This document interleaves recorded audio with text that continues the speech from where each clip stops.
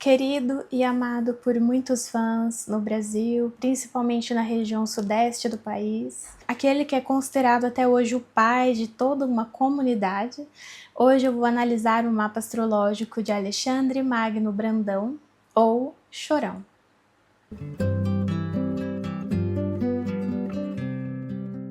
Bem, pessoal, eu gostaria de dizer que eu faço essa análise com muito respeito, tá?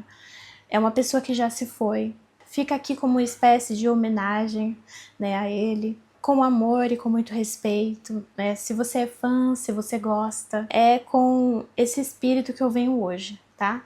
Tudo que eu vou dizer aqui, né, não resume, não encerra a pessoa dele, tá? São características que eu consigo ver no mapa, que pode delinear, ilustrar, pintar para nós, né, de maneira um pouquinho mais clara, né, de modo que você possa conhecê-lo um pouquinho melhor, tá bom? Então é com esse intuito que eu faço esse vídeo hoje. Preciso dizer que o mapa dele é bastante interessante, pessoal. Em primeiro lugar, eu fiquei bastante impactada, né, e depois eu fiquei emocionada.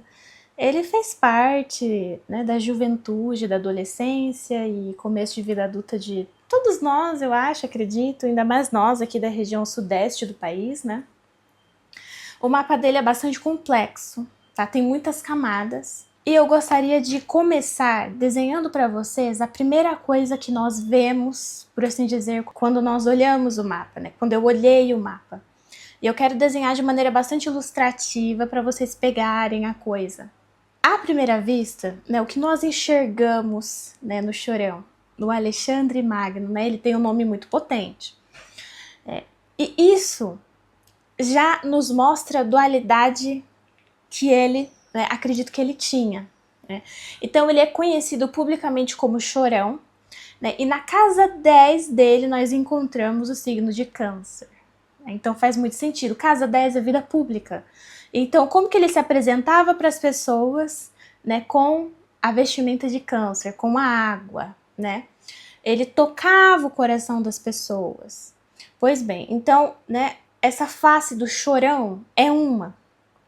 É para a vida pública, né, como ele aparecia nos trabalhos. Então, voltando.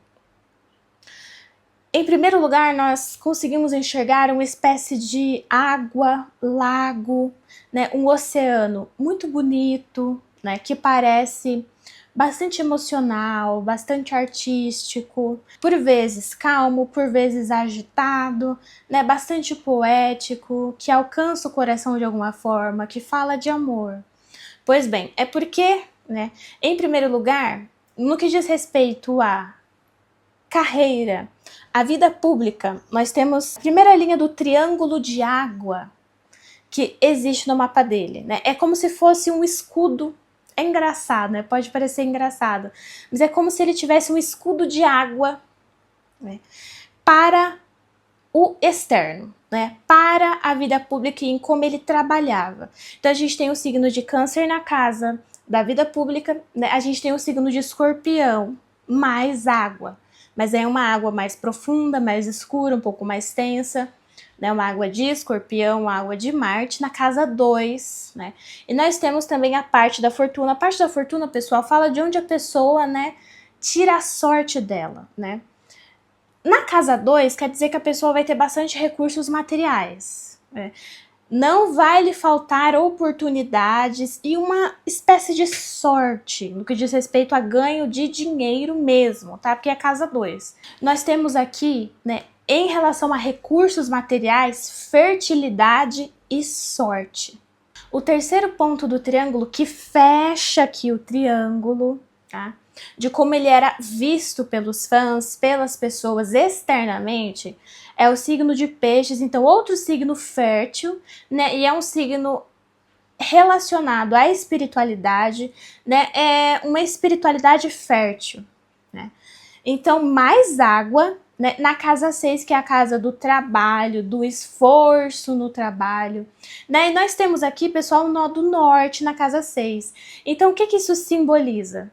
Né, que eu ouvi dizer, depois eu dei uma pesquisada, que ele era considerado meio que um workaholic, ele trabalhava muito. Mas no caso dele, pessoal, ele não trabalhava só para conseguir recursos, porque ele gostava muito do trabalho em si, mas porque para ele o trabalho significava um tipo de recompensa espiritual, por incrível que pareça. Ele conseguia, né, ele sentia que conseguia entregar no trabalho, né, no esforço, um ganho que ia para além do material, entendem? Então aqui nós fechamos, né, um triângulo como se fosse uma armadura de água, que ficava na superfície da aparência, é o que aparecia para as pessoas de fora, para os fãs, para quem gostava. Essa armadura de água que fecha, né, e que esconde, porque, pessoal, a água esconde coisas dentro de si, tá? Os fleumáticos, eles parecem calmos por fora, mas dentro a água pode estar borbulhando, remexendo, agitada, né? Até que aquela agitação suba à superfície, demora. Então, essa água é como a superfície de uma água que esconde, né? Isso, pessoal, não quer dizer, né, que ele deliberadamente escondia a coisa. Não, aqui eu estou dizendo é como ele aparece, tá? Então, ele é um homem de ascendente em Libra. Então, ele aparecia como homem, né, cordato, por incrível que pareça, né, porque é do rock, das ruas, do skate, né, tal. Então, mas ainda assim, né, era fácil gostar dele no primeiro momento, né, no primeiro contato. Né, ele, no primeiro contato, não era um homem abrupto, né, porque o ascendente é em Libra. E acredito que fosse o ideal dele, né, essa capacidade de equilibrar, né, Libra, balança, ele com os outros, né, ele com o meio externo, né, harmonizar. Bom, então aqui, pessoal, lembrem-se, né, num primeiro momento tem água, tem fertilidade. Câncer na casa 10 é um homem que fala com o público, né, que é lembrado na sua vida pública por ser uma figura quase paternal, né, que abraça, que acolhe, né. Ele é lembrado assim até hoje e faz bastante sentido. Nós temos o modo paternal, acolhedor de Câncer, e nós temos um magnetismo, uma intensidade. Se você parar para ver, ele tem um olhar bastante intenso, né? Pessoas com escorpião forte geralmente têm um olhar intenso, né? Algo magnético, algo um pouco sedutor. Mas também nós temos um ponto aqui de transcendência, né? Algo nele nos apontava para algo além, né? Ou ele queria nos apontar para algo além, né? O novo mundo, como ele cantava, ou aquilo que pode ser melhor, né? Peixes, pessoal, é o signo que está mais perto do céu. Então as pessoas piscianas, elas, né, conseguem nos conectar um pouco mais com algo que está para além, né? Além da matéria, além daquilo que é terreno. Então ele tinha essas características, tá? Mas agora eu queria falar um pouquinho sobre o que talvez, né, estivesse ali por trás da água, a forma da água, né? O que estava embaixo dessa água, o que essa água escondia, tá? Existe algo, pessoal, que nós conseguimos ver no mapa, que é o que faz a pessoa querer fazer as coisas. O que impulsiona a pessoa a levantar de manhã todo dia e vencer e fazer? Pelo que a pessoa aspira. O que faz ela andar, caminhar, correr. No caso dele, nós temos uma busca pelo bem, né?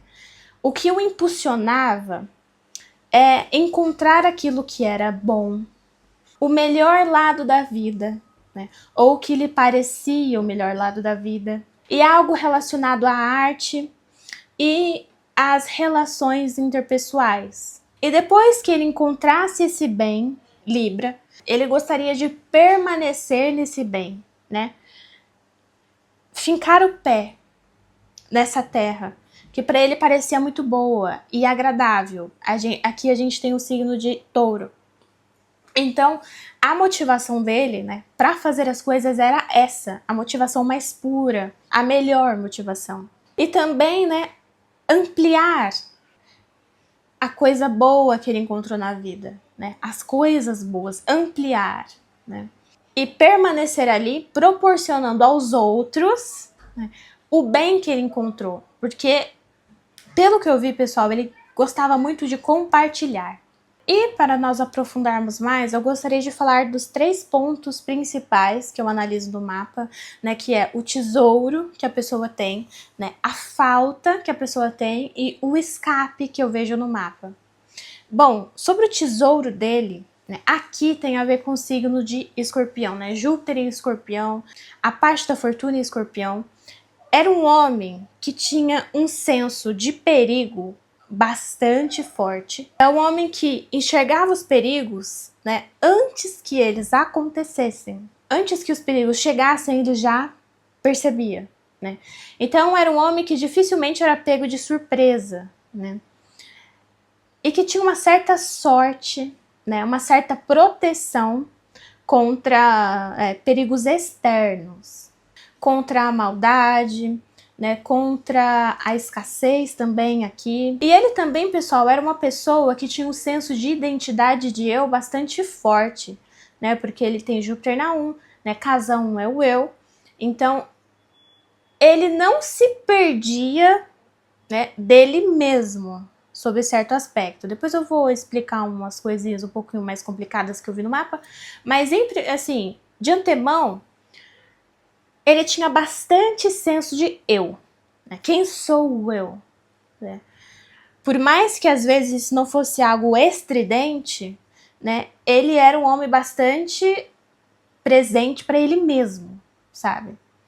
Ele não dissociava de quem ele era. Mas aqui também nós encontramos uma exagerada indulgência em relação aos perigos, porque como ele tinha bastante senso dele mesmo, né, e uma proteção natural, pode ser que às vezes ele relaxasse disso. Né? Tudo bem, né, não vai dar nada. E aí, pessoal, a gente começa a puxar aqui, né, para um lado não tão legal, que destoa um pouco de tudo que eu já falei até agora. Aqui, pessoal, nós, né, entramos num campo de batalha, né, entre Marte e Vênus. Tá? O que eu quero dizer com isso? Ele era um homem que queria, né, que precisava e que estava em constante intercâmbio com o outro. Né? Então ele tinha muito senso de eu, né, da presença dele para ele mesmo, não era um homem fragmentado sob certo aspecto. Só que por outro lado, né, ele precisava do outro. Ele foi um homem que amava estar com as pessoas que ele gostava, amigos e relações amorosas. Né? Ele precisava do outro. E ele queria, né, além da produção artística, ele queria usufruir da vida na Terra, né, da agradabilidade, né, das coisas gostosas, boas, confortáveis, né, porque tem o simbolismo de touro aqui, com as pessoas. Ele queria compartilhar esses momentos, né, ele queria, na verdade, proporcionar um solo bastante firme, mas confortável, né, onde ele pudesse permanecer com essas amizades. Tá? Isso, pessoal, não tem relação com fã, com vida pública. Vida pública eu expliquei ela no começo. Aqui era uma coisa mais particularizada. Tá? Que quem estava, né, perto dele provavelmente percebia isso. Né? Ele queria congregar as pessoas. Mas onde está o problema? O problema é que ele fazia isso, acredito eu, muitas vezes, de modo um pouco batendo cabeça, né? Talvez, às vezes, ele agisse de modo assim, não, eu vou levar todo mundo junto comigo, só que arrastando as pessoas, né? Ele não agia com Libra, ele agia com Áries. Áries bate cabeça para conseguir o que quer. Tá? E ele tem Áries aqui na casa 7, com o Sol na casa 7, então era, por vezes, um pouquinho complicado. E aí tem outra camada, que eu acredito que ele fosse um homem um pouco bastante teimoso, que não transigia do que queria, do que fazia, né? Era muito difícil demovê-lo, acredito eu. Por quê? Porque touro, gente, é muito forte no mapa dele, ele era bastante taurino. Inclusive, ele tem um corpo, tá? Uma presença corpórea, assim, bastante taurina, massiva, né? Aqui entra mais um elemento, que é a lua dele, tá? Ele tinha lua em Gêmeos, tá? É uma lua, gente, bastante instável, tá? É uma lua que precisa de uma cautela, porque a pessoa, né, pensa demais e os pensamentos se ligam aos sentimentos. Então são sentimentos voláteis.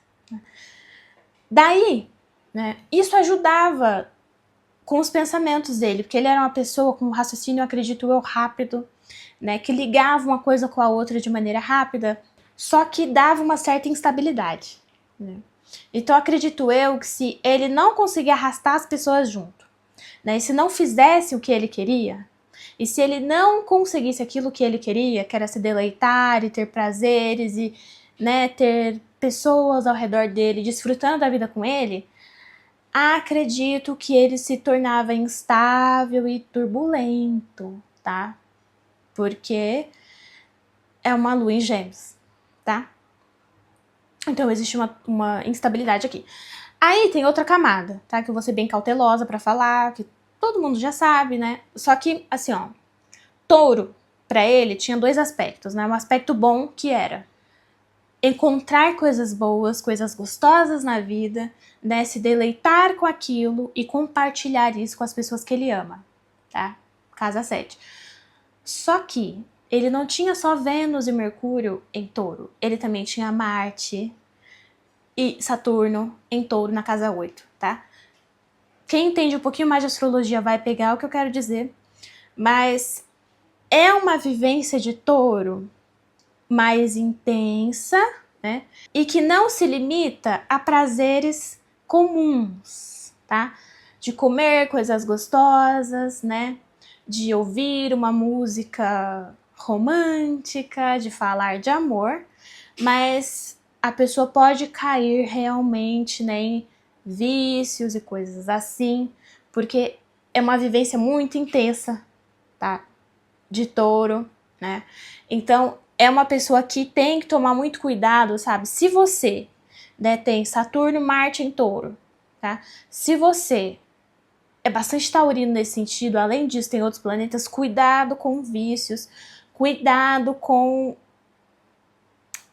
né, excesso de estímulos sensoriais. Você não pode exagerar porque você não vai conseguir parar. E pior, ninguém vai conseguir te tirar daquilo porque você é teimoso, tá? E, gente, Saturno em touro demora para perceber que algo é ruim, tá? Ou a pessoa de Júpiter em touro, de Vênus em touro, né, etc. Na hora fala assim, não, isso aqui não é bom não. Só que a pessoa de Saturno, tá, em touro, ela demora para perceber o que aquilo que ela fez, né, como a estética, como a comida, como as artes, como a cultura, como essas coisas, né, o impactam internamente. Demora, porque é Saturno. Tudo de Saturno demora. E aí se acrescenta o fato de que touro é muito teimoso. Então, se você fizer, ninguém vai conseguir te tirar daí, muito difícil. Por quê? Porque você vai persistir naquilo. Tá? Eu acredito que foi o que aconteceu. E pessoal, Marte, né, na casa 8, é uma pessoa com tendência autodestrutiva. Não tenho o que falar. É uma pessoa que, né, aqui, acredito eu, né, geralmente pessoas com posicionamento na casa 8 tem uma necessidade de chegar no fundo do poço e subir de volta. De findar e renascer. Findar e renascer. Só que como é Marte, aí ele vai ter um impulso de fazer isso, tá? Por mais que seja num signo mais, né, um signo fixo, mais calmo, é touro. Só que ele vai ter esse impulso destrutivo, tá? Marte. Em coisas relacionadas a prazeres, né, a estímulos sensoriais. E aí ele vai, né, arrastar as pessoas junto para este drama, tá? É o que eu vi, pelo menos, tá bom? Então ele, acredito eu, queria colocar a presença dele espontânea, né, que amava a vida, e também uma presença massiva, com um certo peso, um peso agradável, né? Ele não queria fazer mal às pessoas, acredito eu. Só que ele fazia isso muitas vezes se impondo, né, de modo ariano, arrastando as pessoas junto. E aí, quando ele entrava em crise, e aí? Aí ficava muito pesado, muito difícil, muito escuro, tá? Terceiro ponto, seria a saída. Aqui, pessoal, eu diria, vamos fazer desse campo de batalha, né, um palco de dança. Vamos fazer dessa batalha entre Marte, dessa oposição, né, de Marte, aqui, de aspectos marciais contra aspectos venusinos, né? Então, a guerra, o embate, né, a espontaneidade, a veracidade, né, contra a concórdia, o equilíbrio, a diplomacia. Ao invés disso ser um combate, fazer disso uma dança. Ele conseguiu fazer isso até certo ponto com uma criação artística, né? Conseguir expor, né, esse drama interior de modo artístico, né, foi muito bom para ele, já ajudou. Então, unir, né, o desejo que ele tinha de expansão, né, de levar as pessoas com ele, de congregar pessoas, unir todas essas realidades que existiam dentro dele. Só que aí precisava, né, de uma educação dessas realidades dentro dele maior. Só produzir, só escrever músicas, acredito que não foi suficiente, né? Por quê? Porque ele errava o objeto, né, do deleite dele. Vocês estão me entendendo? Entendam o que eu quero dizer, porque eu não posso falar explicitamente aqui, né? Vocês sabem como é que é o YouTube, mas ele precisava colocar essa força dele em bons objetos. Ele buscava esse prazer e essa constância no lugar errado. E por causa disso ele ia, né, cada vez mais para o caminho da autodestruição, tá? Porque quando as relações interpessoais não andavam bem, aí ele caía de novo. Né? Aí ele precisava cair, entrar no fundo do poço para se reerguer e tentar de novo. Isso é bem explícito nas músicas, em muitas músicas que ele escreveu. Para fechar, pessoal, né, acredito que ele queria ser alguém cordato, que cultiva relações equilibradas, né, que conseguia, né, ele queria poder impulsionar, né, essas relações interpessoais em direção à liberdade e à segurança. Mas por vezes o apoio que ele tinha para fazer isso, né, as armas que ele tinha para fazer isso eram demasiado pesadas. E aí sempre, né, acontecia essa tensão entre ele e o outro, né? Ele e o outro. Um homem sensível, artístico, que tentou, né, levar a vida dele da melhor forma, tentou expressar os conflitos, né, e fez o melhor que pôde. Então é isso, pessoal, espero que vocês tenham gostado, né? Se vocês gostaram, me deixem saber nos comentários, eu vou gostar muito de ler e responder, tá bom? Muito obrigada por quem assistiu até o final. Até o próximo vídeo. Deus nos abençoe e tchau. Você deixou saudade,